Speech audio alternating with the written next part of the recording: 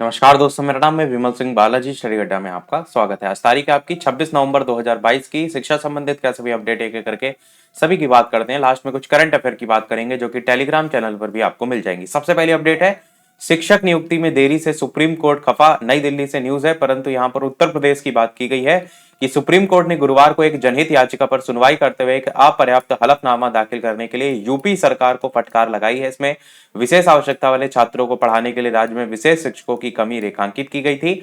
सुनवाई के दौरान यूपी सरकार की ओर से पेश वकील ने कहा कि वे 12,000 नियमित जो शिक्षक हैं उनकी नियुक्ति पर विचार कर रहे हैं। इसके लिए बजट आवंटित भी किया जा चुका है। इस पर जस्टिस जो दिनेश माहेश्वरी और जस्टिस सुधांशु धूलिया है उनकी पीठ ने पूछा कि आप ये कब करेंगे, इसी शताब्दी में कब, इस तरीके से आगे देखेंगे आप तो इसमें यह भी लिखा गया है, अब हमें सरकार के उठने तक इंतजार करना चाहिए। वकील ने कहा आप हमें निर्देश दे सकते हैं। कोर्ट ने कहा क्या पूरी सरकार हम ही को चलानी है। ये जो ऊपर वाली लाइन है कि सरकार के उठने तक इंतजार करना चाहिए, मतलब जाता है ना, नई सरकार पे आप देखते हैं भर्ती आने की बात होती है, उसके बाद तो होती नहीं है।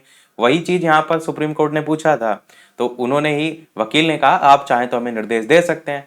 तो कोर्ट ने कहा भैया ये तुम्हारा मामला है, तुम शिक्षक भर्ती निकालो, क्या पूरी सरकार हम ही को चलानी है कि हम शिक्षक भर्ती के लिए आदेश देंगे तब तुम जागोगे। आप हमें निर्देश देने के लिए कह रहे हैं, ये इन्होंने सुप्रीम कोर्ट ने कहा। वे याचिकाकर्ता हमें निर्देश देने के लिए कह रहे हैं।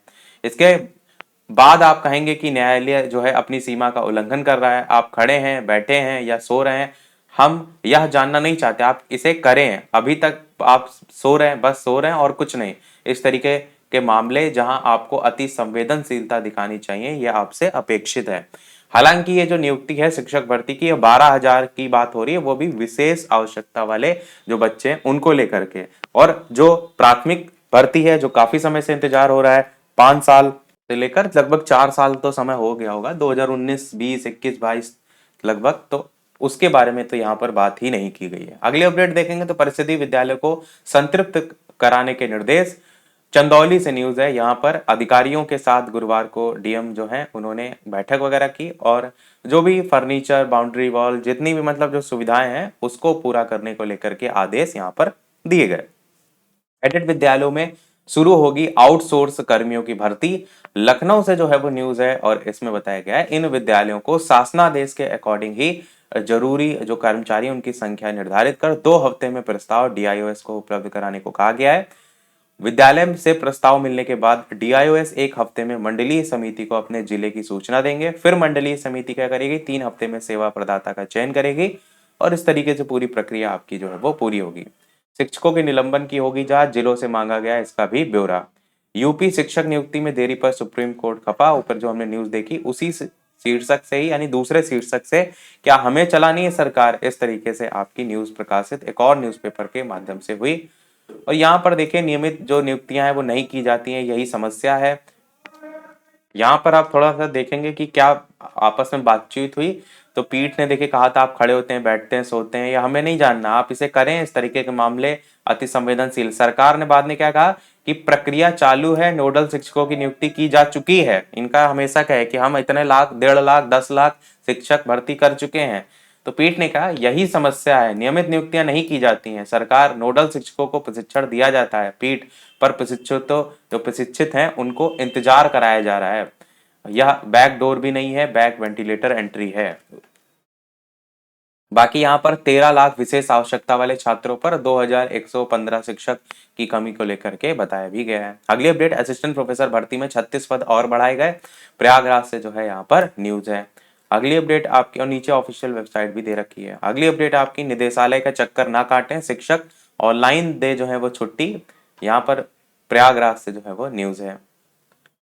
शिक्षण की जो गुणवत्ता है आप लोग सुधारें, कमियां जो है हम दूर करेंगे, प्रयागराज से न्यूज है। जीआईसी में छात्रों से जानकारी लेते डीजी माध्यमिक शिक्षा विजय किरण आनंद, उसको लेकर के यहाँ पर बताया गया है। एसीएफ आरएफओ 21 का परिणाम घोषित कर दिया गया है, प्रयागराज से न्यूज है। उच्च शिक्षा नीति लाएगी सरकार, हर जिले में खुलेंगे नए संस्थान, लखनऊ से जो है वो न्यूज है। बेसिक और माध्यमिक शिक्षा को भी इसमें जोड़ेंगे। शिक्षण की गुणवत्ता आप लोग दूर करें, ये हमने देख लिया। केंद्र से एनपीएस राशि लौटाने को कहा गया है, नई दिल्ली से जो है वो न्यूज है। प्रश्न पत्र सुरक्षित रखने को लेंगे आर्टिफिशियल इंटेलिजेंस की मदद, लखनऊ से न्यूज है। डबल लॉकर जो है उसके अंतर्गत भी आप देखेंगे तो पेपर सुरक्षित नहीं है, तो बाकी सारी सुविधाओं को लेकर के बात की गई है। बीए में दाखिले को नया कट ऑफ जारी किया गया है, प्रयागराज से जो है वो न्यूज है। पहाड़ा नहीं सुना पाने पर बच्चे पर चला दी ड्रिल मशीन, कानपुर की ये घटना देखने को मिली है। उसके कपड़े वगैरह फट गए, घायल हो गया, उसी को लेकर के यहाँ पर बताया गया है। असिस्टेंट प्रोफेसर विधि का संशोधित होगा परिणाम, प्रयागराज से न्यूज है। 2 प्रश्नों पर था लिखित परीक्षा के परिणाम में विवाद, उसी को लेकर यहाँ बताया गया है। छात्रों की डिग्री वापस नहीं ली जा सकती, हाईकोर्ट। यहाँ पर इंटीग्रल यूनिवर्सिटी के 72 मेडिकल कॉलेज जो हैं छात्र हैं उनको बड़ी राहत दी गई है, उसी को लेकर के बताया गया है। छात्रों की डिग्री वापस नहीं ली जा सकती, स्कूलों में जांचेंगे बच्चों की सेहत, विशेषज्ञ चिकित्सक कृमि जनित रोगों की करेंगे पहचान।